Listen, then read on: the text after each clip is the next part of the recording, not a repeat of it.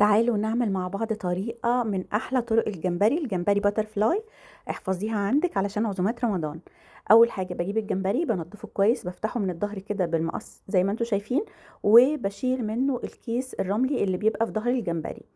بفتحه وبضغط عليه بايديا كده زي الكتاب، اخليه زي الكتاب المفتوح، وبعد كده هجيب الجريل بتاعتي احط فيها معلقة محترمة كده من الزبدة، وهبدأ ان انا ابقى ارص الجمبري من المكان اللي انا فتحت منه بالمقص.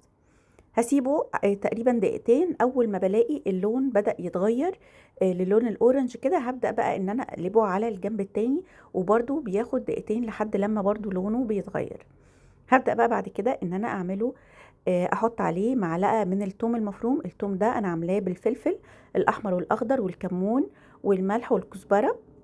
وبعد كده هحط رشة من البابريكا، هحط حوالي 3 معالق من المستردة، وكوباية من كريمة الطبخ.